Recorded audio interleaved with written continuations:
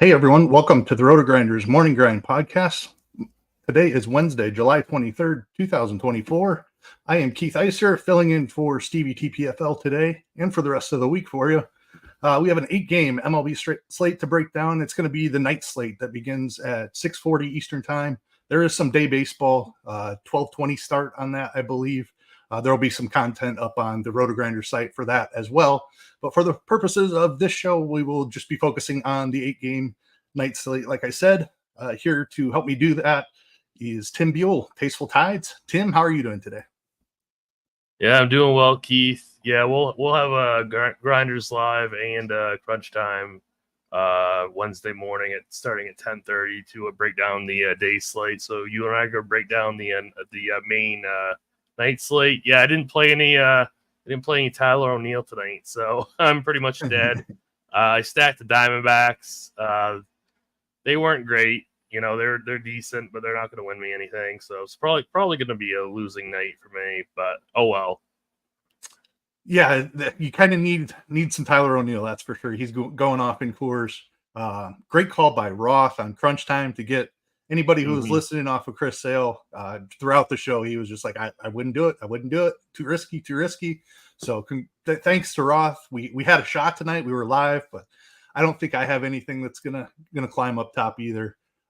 Pitching was really difficult after that Chris Sale news. I did play some Simeon Woods Richardson, which worked out okay. I played some John Gray, which worked out okay, but just couldn't put it together with the right Boston stack, which looks like that's what you're going to need to win today. Anytime the chalkiest team on the slate is the team you need, it's always difficult to get to the top for sure. So Tuesday looking like it's in the books, but we move on to Wednesday. That's what we love about DFS. It's every day. We get to give it another whirl here today and potentially a couple times on this Wednesday. But let's get into this main slate here. Like I said, kicks off at 6:40 Eastern time, so make sure you're paying attention to that. We'll have crunch time leading up to that and everything as well, but a little bit earlier start for the main slate than usual, so they can get a couple extra games on there. Give us a nice, pretty full slate here for Wednesday evening. First game of the night, we have the Detroit Tigers taking on the Cleveland Guardians. A couple of really good pitchers here. Cleveland is minus 138 favorites. 7.5 is the total in the game. Jack Flaherty going for the Tigers.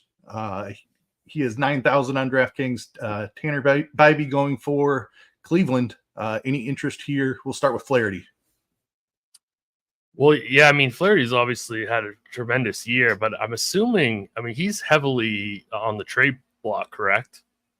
He is. Yeah. Yeah. I would assume maybe they'd start maybe limiting his pitch count a little bit in this game. I mean, why would you be trotting him out there for a showcase game against the Guardians who don't really strike out? So I know that they're trying to move Flaherty quite aggressively. So I don't really like him in this spot for that reason, and for the reason that the Guardians really don't strike out, despite the fact that Flaherty has a 32% K rate in the season that has been absolutely tremendous. But I don't really like how this game sets up for those two reasons. Yeah, I mean, I don't hate that angle whatsoever. The trade deadline stuff definitely plays a part here. Maybe he gets moved before he even makes this start. If a team kind of wants to jump the market on him, that wouldn't surprise me. We're probably a little bit too early for that yet. End of the week and beginning of next week, certainly we'll be on watch for that. But we're about 6, 7, 8 days, it looks like, from the trade deadline. So it's around the corner. It might be a little bit early for a team to jump the market on a guy like Flaherty, but I'm with you. It's definitely something we need to start paying attention to over the next. Yeah, maybe one more. Maybe he has one more regular start, but his next start, I wouldn't play him because he might get pulled really early in his next start. But still, this is not a good matchup at all. Yeah, I'm with you on that. Tough matchup against Cleveland here. They've been an outstanding offense all season long. They don't strike out a ton. So, and we have a couple of options right around him as well that we can go to. So I agree. He's not a must. I don't hate him as a tournament play if he's going to be really low owned, but he's certainly not in consideration for cash games, despite he has pitched to a level where he probably should be at a $9,000 price tag. But the tough matchup and the looming trade deadline stuff, I'm kind of with you. Lukewarm on him at best. I think he's an outstanding pitcher, and matchup wouldn't generally concern me, but a couple other factors in this particular start have me a little lukewarm on him. How about Bybee on the other side here? I absolutely love Bybee. He's I think, one of the better pitchers on this entire slate. I would heavily consider him for cash games. I would try to get overweight him in tournaments. I think this is a really tremendous spot for him. He's got a 28% K rate on the year. This Tigers team's got a lot of really, really heavy K prone batters on it. So, I mean, I love Bybee. I think the 8,500 tag is a little bit too cheap. So I'd be getting to a lot of him on the slate. Yep, I'm right there with you. I think he's 500 underpriced. He should probably be Flaherty's price in this spot. Better matchup for Bybee, cheaper price tag. Looks really good in this spot. So I think you broke that down really well. I have a ton of interest in him as well. Any interest in playing some Tigers bats against him potentially? I have no interest at all in the Tigers bats. Nor do I. I've played a decent amount. They've been actually a solid team here of late, and I've been playing a little bit of them. But I'm not interested in trying to attack Bybee. There's much better spots on the slates. Salaries are starting to adjust a little bit. I mean, there's still plenty of options in like the 3K range. Riley Green's been fantastic, but he's priced up. So I'm with you. I will be off of the Tigers, and same goes for the Guardians. Like, even if Flaherty doesn't have his full leash here, I'm just not interested in trying to pick on him. He's been one of the best pitchers in baseball. It's part of why he's so sought after at this trade deadline. How about you? Any interest in Guardians? I would fully X out the Guardians. I'd fully X out both these offenses. Yep, I'm right there with you. All right, moving on to the next game here. We have the Baltimore Orioles taking on the Miami Marlins.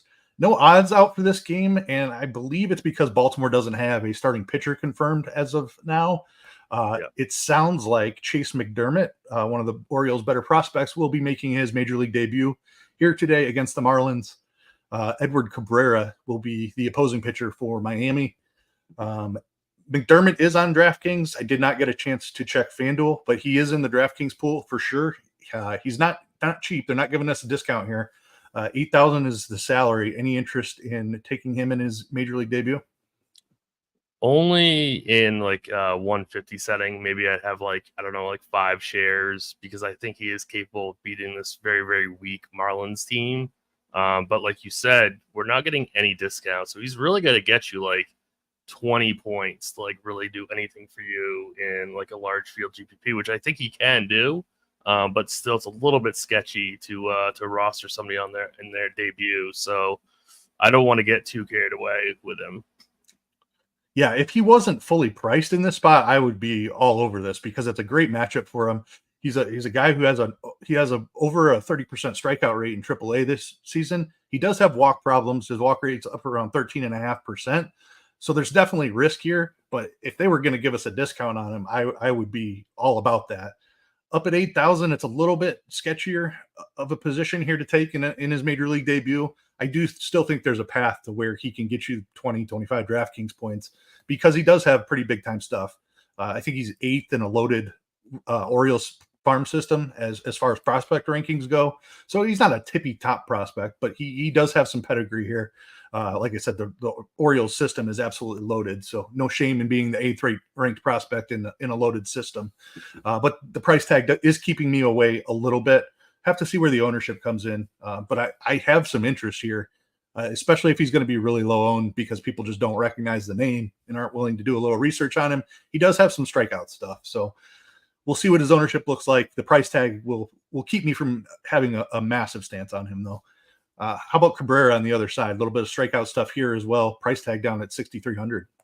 Yeah, I was going to say, I mean, you want to talk about a guy with some strikeout stuff. Edward Cabrera at 6,300, 28% K rate. However, he's got a 13% walk rate, going up against arguably the best offense in baseball. Honestly, I think that you can play him in large field setting just because he does have upside. Again, maybe a small sprinkle. I mean, it's definitely sketchy. It's definitely tough, but I mean, he does have upside and he's extremely cheap. So if the Baltimore bats aren't getting there, then I mean, you're gonna get somebody who's probably going to be extremely low owned and has a really big ceiling. Now, having said that, I obviously love to get to some Baltimore bats as well, because they are absolutely a dominant force on offense. Like Gunner's got a 308 ISO against right-handed, pitchers. Seemingly like Santander, Westberg, O'Hearn, Kauser, all these guys are so good against righties. So I'd definitely be getting to more Baltimore bats, but I'd still want a little bit of Cabrera. Yeah, I think I'm with you. Anytime I see a big K rate for a cheap price, it always piques my interest. It's similar to the Woods Richardson play against Philly that I made on Monday night. Like, I don't expect it to go well, but if it happens to go well, then you're pretty far ahead of the field, honestly. I don't think he's going to be owned at all because of the matchup and the walk rate. But if he has his game and puts up 20 plus DraftKings points at 6,300, that's a really helpful score. I will say there's another option in the 6K range that I actually prefer. But if he happens to gain some ownership, then certainly I'm totally fine pivoting to Cabrera. It could go really poorly, like you said, because the Orioles are absolutely an elite offense, just loaded with power. And Cabrera can give up some power at times. And when he puts those runners on base with walks ahead of him, that's how he really gets himself into trouble. So high risk spot, but because of the strikeout upside, I do have slight interest there. You touched on a couple of those Baltimore bats already. As a stack, I think you have to absolutely have interest because of the walk rate of Cabrera that we just mentioned. Like, there's going to be some traffic on the bases. Maybe he can strike some people out and get out of those jams. There is some strikeout, swing and miss in this Baltimore lineup, but man, the upside here is crazy. I will have plenty of Baltimore stacks here on this slate. Are you in agreement there? Sounds like you were. Yeah, I mean, I'm definitely way more in favor for the Baltimore bats than I am Cabrera. So yeah, I'm totally with that. Yeah, Gunner's cooled off a little bit, but man, he still had a phenomenal season. His numbers are still awesome. Yep, absolutely. Rutschman is priced up, totally fine. Mountcastle has plenty of power. Even Westberg, like, he's been overpriced, maybe. I don't know. He's been really good this season, so he's probably appropriately priced. He's just not a name that you think of. I love the Kauser call. You named him earlier at 3,400. Just uber talented guy. Has been really good as well. So definitely some interest in Baltimore there. How about in Miami bats? Not a lot of talent here, but facing a guy making his major league debut. I think it's the usual suspects for the Marlins. It's like, Chaz, Jesus Sanchez, maybe some Jake Berger, because Sanchez and Berger are both pretty cheap. Jazz is only 4,500. Hate the ballpark though. It's definitely not a team that I have full stack, but if you need some fill-in pieces or maybe just like a mini like 2-man for cheap, I don't mind like a Berger Sanchez or like a Berger Jazz stack. Yeah, I'm good with that. I don't think I will be full stacking them either because of the ballpark is the main thing. Like, certainly it's not out of the question that somebody could fall flat in their major league debut. But the ballpark does limit the upside a little bit. So I like the angle of the mini stack there. Same guys for me. It's Jazz, it's Sanchez and Berger would be my favorites. Maybe a guy like Xavier Edwards, you could play for a little bit of speed. Unfortunately, he's shortstop eligible, though. If he was second base, I'd have a lot more interest.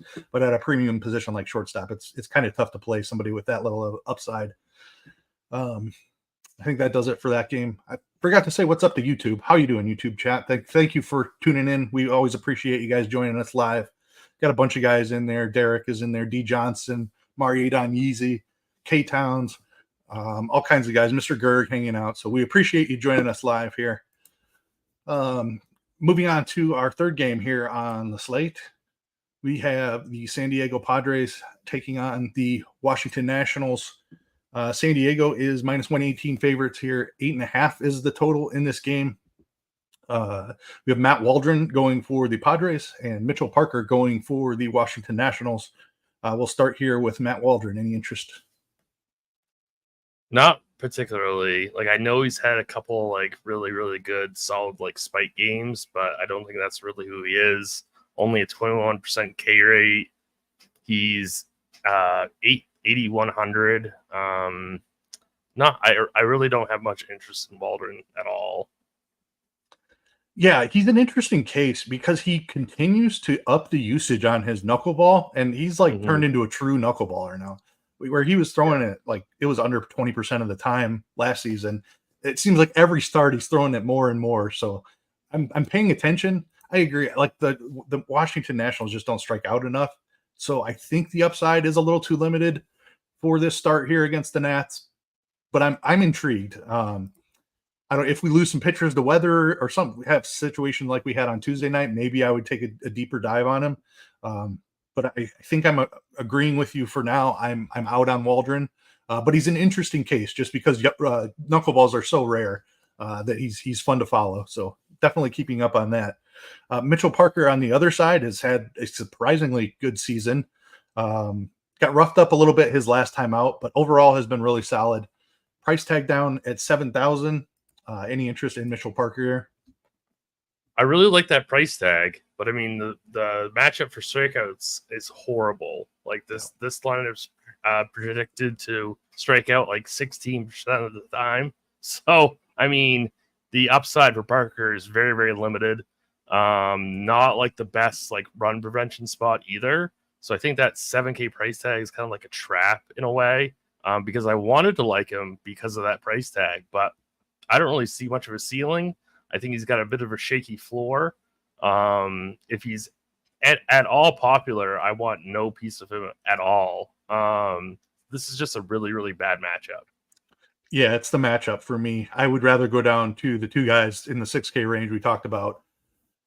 One of them already, another one still to come here that I think are just slightly better options here than Parker. Parker's probably the better real. I'm interested to hear who the next guy is.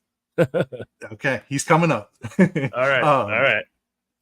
Yeah, like Parker's probably the better real life pitcher of the three guys, like between 6 and 7K. But it's the matchup for me. San Diego they don't strike out. There's some power in this lineup too, so I'm with you. I'm out on Parker. How about San Diego bats against them? Any interest there? I mean, you could always go with like Manny at 4,700. Don't mind like Kim at 41. Really though, I don't have a ton of like stack interest in this team. This game is very weird to me. Like I'm not really sure what to do with Nationals bats either, because I think they could get to Waldron, but I'm really not sure like who I would stack with. So this game's pretty tough. Yeah, it's just kind of all middle of the road stuff. Like anything's fine. Yeah. Like I wouldn't think you're crazy if you played Mitchell Parker. I don't think you're crazy if you stacked San Diego either. It's not exciting. Like Parker's done a pretty good job of limiting the damage here. I will say I like how San Diego sets up against lefties. You mentioned Machado. Profar's been really good against lefties. Kim has not been as good as he has been up to this point in his career against them, but I always like playing him against lefties. They've got Bogarts back in the lineup here. He's still cheap. I know he hasn't been good this season, but I don't know. He's dealt with injuries. I think he's a better hitter than the 3,900 that his salary is currently sitting at. So I could back my way into a San Diego stack, but it's not all that exciting. The upside's a little bit tough to find, I think, as well. So lukewarm interest on the San Diego bats. Washington on the other side, you kind of said you had some interest, but it's a lineup without a lot of talent. So that's why I think it's tough to stack the Nats, especially now that like CJ Abrams' price is adjusted to where it should be. He's the best upside guy.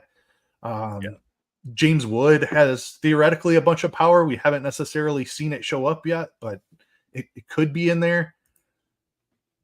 I don't know. I'm with you. Like, I think you can have some interest here. It's just hard to identify who you want to stack here.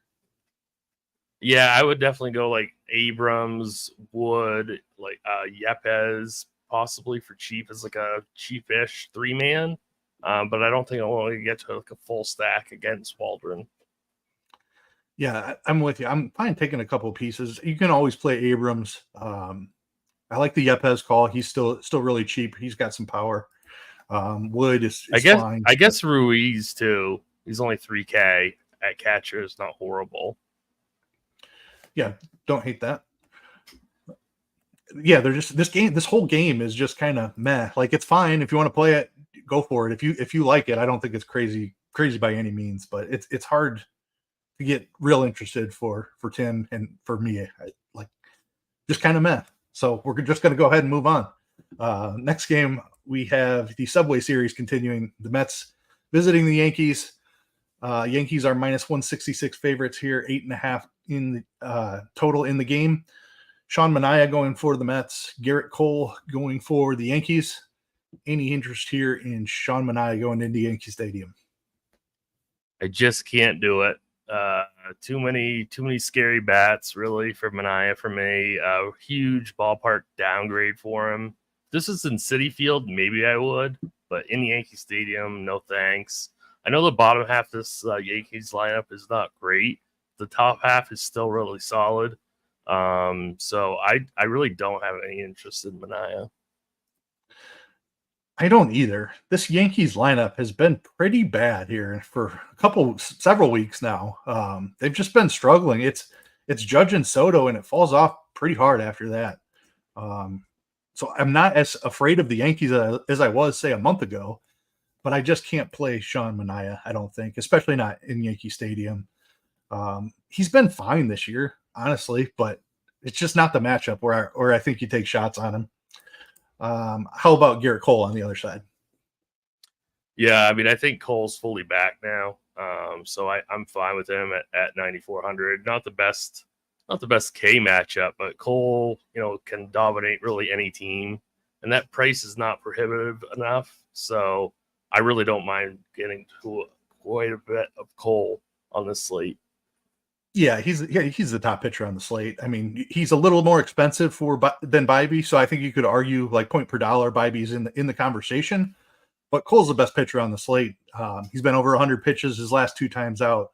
The K's have started to come back a little bit. He's up to 28% now, which is kind of where he lived last year. He's probably not that 32% guy anymore, but he's definitely still well above league average. I think 28% is roughly where he settles for the remainder of the season. Not the best strikeout matchup here in this spot, like you said, but it's Garrett Cole throwing 100 pitches. Like, we have to have some interest here, and it's not like he's 10-4. He's 9-4. So I think we're getting a little bit of discount for the matchup. Yeah. He's not my favorite pitcher on the slate. We haven't got to that yet. Oh, baby. All right. A little teaser from Tim. So we will see. Yeah. I'm trying to, this is interesting. I think I know who it is, but I'm not positive. All right. Well, we will move on. Let's talk about some bats here in Yankee Stadium before we move on, actually. Any Mets against Cole? No Mets for me. It's all about the Yankees here. It's Judge at 6,500. We saw Torres finally hit a home run. He's 3,400, second base eligible. That's fine. J.D. Davis, 3,200. Pinch hit risk, but he's really cheap. So I don't mind some of these cheap Yankees plus Judge. I think Manaea is very attackable in Yankee Stadium. So I do like the Yankees quite a bit. Yeah, I'm with you. Judge is obviously great, one of the best hitters on the slate. Love the Torres call. I've been waiting for this guy to turn it around all season long, and just he's had a rough season, but he's cheap enough. I will continue to take shots on him. Nice to see the home run for him there on Tuesday night. Volpe is a guy who's had a lot of success in his young career against lefties. Not the best season this year, but I'm fine taking some shots there as well. He is also cheap.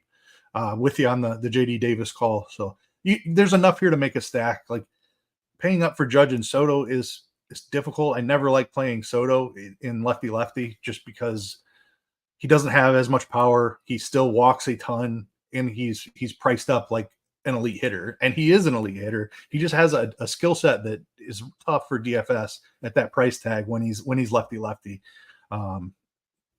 I don't know, that it's hard to pay the price tags for him as opposed to when he's facing a right-handed pitcher.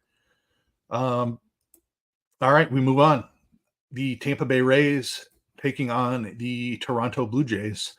Tampa Bay is minus 118 favorites here. 8.5 is the total in the game. Zach Eflin going for the Rays. Yariel Rodriguez going for the Blue Jays. We will start here with Zach Eflin. Any interest here against Toronto? His strikeouts have really fallen this year. His control is still really, really good, but the strikeouts just aren't there. Toronto doesn't strike out, so there's really no ceiling here for Eflin. He struggles against righties. He's reverse splits. There's plenty of righties on this Toronto team. So really, I don't really have any interest in Eflin at all. Yeah, I don't either. I don't know where the strikeouts went, honestly. After he got traded to Tampa last year, they really spiked. So I was excited about his strikeouts coming into this year, but you're right, down under 19% on the season. So no real ceiling here in a low strikeout matchup against Toronto. I am out as well. Uriel Rodriguez is my guy here at 6,500. That's your guy? This is the guy. I think we're starting to see what he is. Like he bounced up and down a lot earlier this season between AAA. Like we weren't sure if he was going to pitch out of the bullpen or become a starter. We've seen now 3 straight starts where he's thrown at least 80 pitches. The strikeouts have been outstanding. He's got 6 strikeouts in each of those starts as well. And then you look at the opponents. Arizona is a really low strikeout opponent. He struck out 7. Seattle is the highest strikeout team in baseball. He struck out 6 there. And Houston is a really low strikeout, one, if not the lowest strikeout team in baseball. And he had 6 strikeouts there. So I don't think we're getting a ton of leash here, but we do have roughly 80 pitches to work with, I'll say. I think 85, and if he needed them, he could go. And Tampa Bay strikes out at a pretty decent clip. So if you're giving me 80 to 85 pitches and a 25% strikeout rate here from Uriel Rodriguez, I'm interested in that at 6,500. The Tampa Bay offense doesn't scare me a ton. Like I said, there's enough strikeouts in there where I think he has a little bit of ceiling here at 6,500. I love it. He's not who I initially thought of, but I do like that. All right. Like it's just because like you look at the season numbers and there's nothing inspiring there, but those last 3 starts are what really jumped off the page to me and impressed me. And it makes sense. Like he's readjusting here. It looks like something has clicked for him. So pretty excited about what he does down the stretch here for the Blue Jays. Let's talk about some bats here. We'll start on the Rays side here against Rodriguez. Any interest there? I don't really. Arozarena has just been on fire lately. If you want to ride that, he's still only 4,200. Brandon Lau is fine, but overall, not a ton of interest in Tampa Bay. Yeah, it's muted interest for me too. I don't think Rodriguez is unhittable by any means, so I wouldn't call you crazy. It's a nice ballpark upgrade for Tampa Bay. Brandon Lau is cheap enough. I certainly don't mind shots there. I believe he homered on Tuesday night. Josh Lowe, a guy that I don't mind playing. Arozarena, like you said, has been finally starting to heat up this season after struggling for most of the year. So there's some talent here, just not enough that scares me when taking a pitcher against them, and not enough really that I want to full stack them either. But there's definitely some useful pieces here. How about Toronto here against Eflin? I kind of do have some interest in Toronto. I love Vladdy and Springer. I love Justin Turner. I don't love Justin Turner. I like him at 3,400. I like David Schneider at 36. I like these righties quite a bit, so I don't mind this. Like Danny Jansen, I think it's a pretty affordable stack. I wouldn't mind full stacking against Eflin. Yeah, they're cheap, right? I was kind of surprised by the prices here. Vlad is starting to adjust to what he's been doing here recently. He's been really hot. Springer's been much better also of late. Everybody else beyond that is really cheap. So Schneider at 3,600 stood out to me. I like the Jansen call as well under 4K. There's some talent here. I don't think Eflin's a gas can by any means. He has that elite control like you touched on, but he's not going to strike anybody out. So there's going to be plenty of balls in play here. I have a good amount of interest in the Blue Jays stack. And his K rate's much lower against righties, and his ISO allowed is much higher against righties. So I really do like the righties here for Toronto. Yeah, I think that's a good call. All right, moving on to the next one here. We've got the Chicago White Sox taking on the Texas Rangers. The Rangers are massive minus 250 favorites. 8 is the run total here. We've got Chris Flexen going for the White Sox. We've got Nathan Eovaldi going for the Rangers. We will start here with Flexen before getting to potentially maybe a guy that Tim has some interest in. How about Flexen? Any interest there? No, I don't. He's an easy X for me. Yeah, there's not going to be many days where we can come on here and endorse playing Chris Flexen, especially not against a Rangers team. He just doesn't strike anybody out. too many walks, too much hard contact. I'm out on Flexen. Have an inkling Eovaldi might be your guy here. Yeah, Eovaldi is definitely my favorite pitcher on the entire slate. I mean, Cole could obviously outscore him, but he is $600 less. So I like Eovaldi the most, like points per dollar on the entire slate. He should be able to dominate this Chicago team pretty easily. Yeah, he laid an egg last start, but that was against Baltimore. So I'm not worried about Eovaldi. I think he should pretty easily smash the spot. I like it. I'm interested as well. I think the conversation between him and Bybee at just a $300 difference is very interesting. But it's certainly an easier matchup for Nate Eovaldi here. I'm not worried about that Baltimore start whatsoever either. Baltimore's going to do that to a lot of good, really good pitchers the rest of the way here and for several years to come, more than likely. So that young offense has really come together. So I'm not concerned about that at all. Before the break, he took on Houston and was really good against them. He put together 3 really good starts in a row. He has one of the best leashes in baseball. So I'm with you. I'm interested. Outstanding matchup here. He has a fantastic ceiling at 8,800. How about any White Sox bats here against him? No bats for me. Definitely. Yeah, I mean, no. Luis Robert as a one-off is playable, but the talent dries up really quickly. Outside of that, I don't have any interest in trying to stack against Eovaldi. Texas, on the other hand, I think we have to have some interest here against Flexen. I just never can get anyone to get a hit off Flexen. I have no idea why. I just like he always gets away with his starts. Like I don't know how, but he does. So I mean, I obviously love Corey Seager. I love Josh Smith, Nathaniel Lowe, Jonah Heim, like all these guys. I'd play all of them, but they just never seem to like crush Flexen, which I don't understand why. I completely understand what you're saying. Like he is a frustrating guy to stack against. I think it's his like soft contact rate. He generates a lot of weak fly balls. Like it's a ton of fly balls, and that's why he has home run problems. But just too many of them end up falling short of going out of the park is the frustrating part. He did get beat up pretty good last time out by Kansas City. I mean, I think Texas is one of the top stacks on the entire slate. I get what you're saying that it can be frustrating to stack against Flexen, but I love the Texas bats here. Seager, Simeon, Garcia, elite. Josh Smith has been awesome this season. Wyatt Langford has finally turned it on and has been very good recently. Nate Lowe and Jonah Heim as well are cheap enough where I don't have any problem including them in the stack. Anybody in the lineup, really, it's Chris Flexen. He's not missing bats. He's giving up hard contact. That's exactly what we're trying to target here. So I love Texas in this spot. All right, we move on to the Arizona Diamondbacks taking on the Kansas City Royals. Kansas City minus 130 favorites here. 9.5 is the total here in the game. Big total. I was kind of surprised when I saw this total.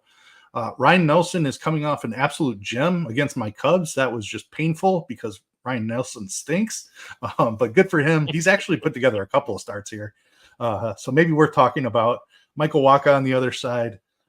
Any interest here in Ryan Nelson, who, 9 strikeouts against my Cubs? It was a brutal day to be a Cubs fan. Very painful. I think I played Nelson that day too. Nice. No real interest here. I don't know. The K rate's just too low unless he's playing the Cubs. Bobby Wood's just a monster. Vinny P and Sal Perez, Renfroe. That's a pretty tough, 4-person stretch there. So really no interest in Nelson for me. Yeah, I'm not buying at all. Like I just pulled up his game log. It's actually like 4 pretty decent starts in a row, and it hasn't been easy opponents. The Cubs are the easiest opponent he's faced, and then the Blue Jays, Padres, and Dodgers. And he's been respectable in all 4 of those starts. So maybe he's figuring something out here. I don't think this is the spot where I'm going to dig in and try to figure out what's going on because I have that much respect for the Kansas City offense. Like you said, Bobby Witt's been on another level. Sal Perez is elite at this point. Like I'm going to X out Ryan Nelson and move on with my day. How about Michael Wacha on the other side? The Diamondbacks just don't strike out at a high enough rate. At 7,700, I think there's quite a few other pitchers on the slate that we can play over Waka. So really, no, I don't have any interest in him. Yeah, it's because I like a couple guys in the 6K range that I don't think I will need him on this slate. I'm not saying I would leave $1,200 on the table and play him over Uriel Rodriguez. So if I had a lineup that landed like in this 7K, 7,500, 7,800 range, like I wouldn't hate playing Waka. Like he's a respectable average major league starting pitcher. I don't think there's a ton of ceiling here. And the matchup against Arizona is not great, like you mentioned. So I don't love him by any means. I won't target him by any means. But if I happen to land in this range and just need a $7,700 pitcher with the lineup that I love every other spot of, then I wouldn't hate playing him. But there's nothing really exciting about it. How about Arizona bats against him? I always like Christian Walker if he's going to be low owned. Don't mind Jock, I guess, as like one-off pieces, but not really as a stack. Yeah, I'm with you there. Those are the two names that I had targeted as well. Corbin Carroll, I don't know if he's back. He's showing signs of life. We'll have to see how this season turns out for him. Hopefully he can get back to the hitter it looks like he was going to be. I'll probably Derek and Chat did mention that Marte has been hot, which is definitely true, and he can continue that tonight. So he has been on fire. Yeah, I don't hate that call at second base. I mean, yeah, I generally like the punt second base because it's a weak position, but Marte would be the guy to go up for, I think. So good call there by Derek in chat. I'm with you on Christian Walker. He's probably my favorite option here. Jock Peterson is a guy I can always chase a home run with, but not stacking against Waka. Like you said, I think he's an average to slightly above average pitcher. And I won't full stack against him very much. Kansas City on the other side, probably a different story here. I'm not buying what Ryan Nelson has done here recently. I think this Kansas City offense ends up as a pretty solidly above average offense by the end of the season, especially if Bobby Witt continues the pace that he's been on. Perez is great. As I mentioned, Vinny P is a guy I always like to play. Same with Michael Massey. Talked about that second base position. He's always pretty fairly priced here. So I have a good amount of interest here in this Kansas City stack. How about you? Yeah, I'm so sick of slates with Bobby Witt and Corey Seager on them. And I always play Corey Seager, and it's always Bobby Witt. So I feel like I'm going to do the same thing on this slate, play Seager against Flexen, and Witt's going to go for 30 points. So and Seager gets 0. So, but yeah, I mean, this is a top stack in my opinion, especially, considering price. Other than Witt, they're very inexpensive. So I love the Royals. Yep, right there with you. All right, final game of the night. We have the San Francisco Giants taking on the Los Angeles Dodgers. Dodgers are massive 210 favorites in this one. 8 is the run total in the game. We have the season debut, the Giants debut of Robbie Ray potentially here. Has been working his way back here. Cheap price tag. We'll talk about that in just a second. We have Tyler Glasnow on the other side, also returning from the injured list. 58 pitches in a sim game for Tyler Glasnow, fully priced at 9,800. It's going to be pretty tough to go that route, I think.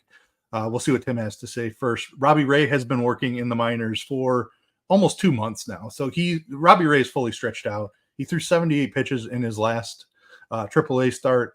They haven't pushed him real hard in the minors, which makes sense. But if he needed to come out here and throw 95 pitches, I think he could. He's $7,200, but he gets a matchup against the Dodgers. What are we doing with Robbie Ray here? I think you can play Robbie Ray. You absolutely cannot play Glasnow. You have to X him out. He's too expensive. He's going to pitch like 70 pitches, probably 75 at most. So I think he's an X out. I think you can play Ray at 72. It's scary. It's a large field GPP play, but I think you can. I think you can do it. Yeah, I don't think it's crazy. I don't love it. It's so hard to know what an established big leaguer like Robbie Ray is working on in the minor leagues, especially when he's made half of those starts in A-ball, like he could be working on anything. So it's hard. Like he had a 40% strikeout rate in A-ball. That means nothing to me. Right. The 30% strikeout rate in AAA is a little more impressive, but still kind of means nothing to me. We just saw the strikeouts fall off so much over the last 2 years. I don't know who Robbie Ray is at this point. Obviously, but if he got 6 strikeouts, would you really be that surprised? Though I wouldn't be. I wouldn't. That's it's kind of the point. We just don't know who he is. Like, is he the guy pre-injury and with Seattle who had an atrocious strikeout rate, or is he the guy who most of his career has had a really strong strikeout rate? He has a surgically repaired elbow, so we don't really know the answers to those things.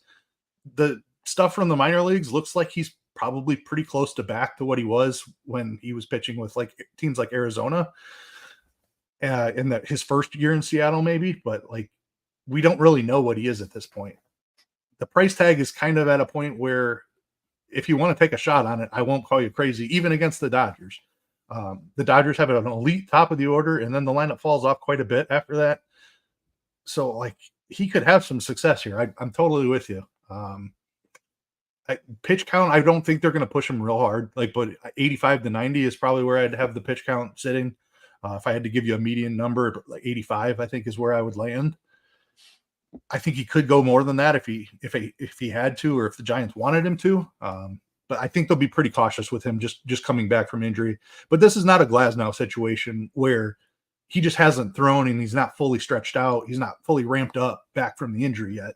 Robbie Ray is fully ramped up. He's been pitching for almost 2 months. Like I think his first minor league start was June 4th. So he should be good to go here. Glasnow, on the other hand, I agree with you. You just X him. You just not enough pitches here for him to hit a ceiling at 9,800. If we were getting a bigger discount, sure, you could take some shots on Glasnow, who could absolutely strike out 8 or 9 guys in 5 innings and not surprise anyone. But with the limited pitch count, and I'm with you, I think it's probably around 75, maybe 80 is like a real ceiling. They're not going to push him hard. They need him for the playoffs, so they'll be pretty careful with Glasnow here. Not playable, in my opinion. How about bats in this game? Any interest here? We'll start with Giants against Glasnow. I've got no interest in the Giants against Glasnow. They're pretty easy to cross off for me. Yeah, not worried about Glasnow returning to form. It's just the length of that form that you're going to get in this first start back. But I'm not chasing anything against him. The Dodgers are an interesting case on the other side. Like I said, we don't really know what Robbie Ray is yet at this point. Working his way back from that elbow surgery. Any interest in Dodgers here? I think you can have interest here, obviously, because Dodgers are so elite. I think Hernandez is my favorite bat, followed by Ohtani, then Smith. But they're very expensive, so maybe just take a couple one-offs. But really, not my favorite stack of the day.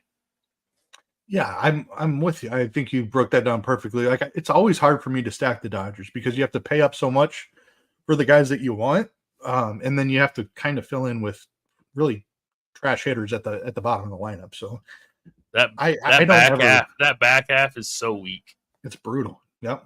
I love your Teoscar Hernandez call. I like the price tag on him at 5K, and him against lefties is something I always have a lot of interest in. Will Smith is priced up, but he should be against a lefty. I always struggle to pay that price for him against a righty, but I'm fine with it against a lefty. So totally on board with that call as well. All right. I think that does it there for our 8-game slate. Let's go ahead, jump over and play the morning grind game. How about a pitcher under 8,000 salary for 6 strikeouts? I'm going to go. I'll let you have your guy. I'll go Cabrera. Yeah, I think Cabrera is a really solid choice. Appreciate you after I went on the rant about how good Ariel Rodriguez is good. He's your guy. He's your guy in the slate. Yeah, I mean, three straight starts over 6 strikeouts. A pretty good strikeout matchup here against Tampa Bay. So, like, he's very clearly the guy for me. How about a pitcher over 8K to score less than 15 points?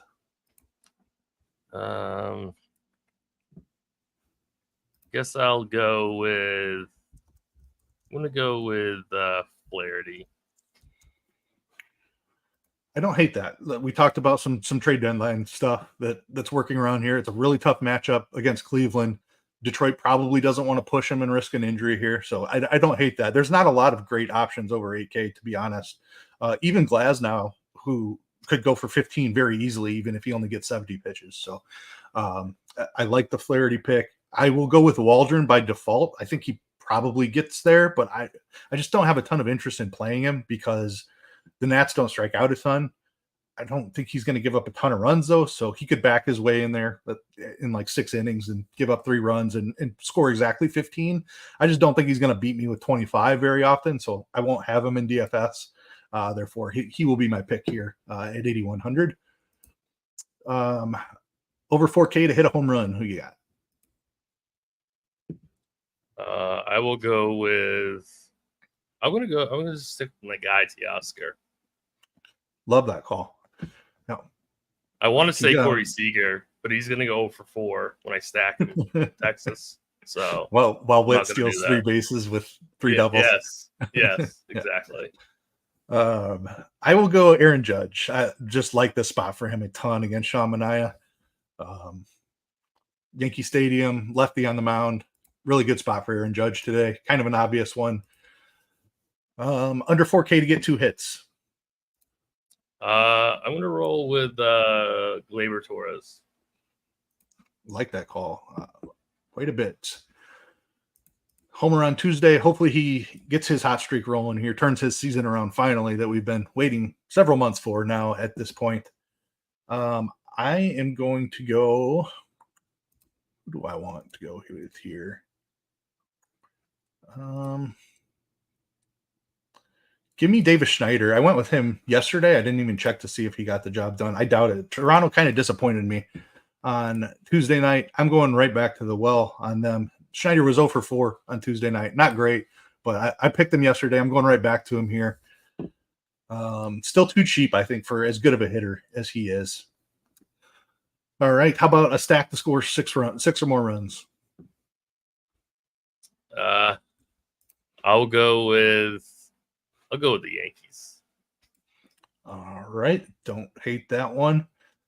Maybe they can get back to that elite form. They were looking like they were a top offense in baseball, been a little bit of a struggle here, but I do love the matchup for them against Manaea here today. I'm going back to the Royals. A little bit disappointing night from them on Tuesday as well, but this matchup against Ryan Nelson, maybe Ryan Nelson has figured it out. He was a very attackable pitcher up until a couple of starts ago, so I will assume that he's still the same guy and go right back to the Royals. Any bets standing out for you today? I don't know if there's any props up yet. I was just going to say, wanted to see if there's any Flaherty props, but it doesn't look like there is any yet. No, I'm not. The only game I'm seeing props for is Padres National. So unless you're interested in a Matt Waldron strikeout number, outs number. Wow. What do you think Matt Waldron's outs number is at? 17 and a half. You would think it's 18 maybe and a half. Maybe 16 and a half. Wow. It's 18 and a half. But the juice is minus 180 on the under. Oh, so okay. That makes sense. All right. Like if you have another highly juiced prop that you like, I'd put that in a parlay for sure. Like I don't like playing minus 180 juice. But that 18 and a half number feels a little too big. What do you think Flaherty's K prop's going to be tomorrow? 5.5, 6.5, 5.5? I think it might be 6.5. Oh, I would love to take the under on that. I think it'll be juiced under, but I think 6.5, like minus 130, minus 140 is where it probably ends up. Yeah, I'd like to take the under if it's 6.5. Yeah. Any money line or totals that stood out to you? Not particularly. Not yet. Anyway. I would take the Rangers minus 1.5, but that's not even up yet on DK. So I'm not sure what the odds are on that yet. Nice. The one that stood out to me was the Royals. They're only slight favorites against Ryan Nelson and the Diamondbacks. I think they're pretty comparable teams. I think Waka is a better pitcher than Ryan Nelson. So I know Kansas City's on the road, but minus 130 feels like a pretty good number. I like the KC money line a decent amount. Yeah, right. I don't mind that at all. I think that will wrap it up. You got anything to add here before we go ahead and call it a day? No. Thanks everybody. Thanks Keith. Had fun. Yeah, appreciate you, Tim. Appreciate the YouTube chat for tuning in and keeping us company here throughout the live stream. But that will do it for our Wednesday breakdown of the evening slate. We will be back tomorrow, and good luck, everyone.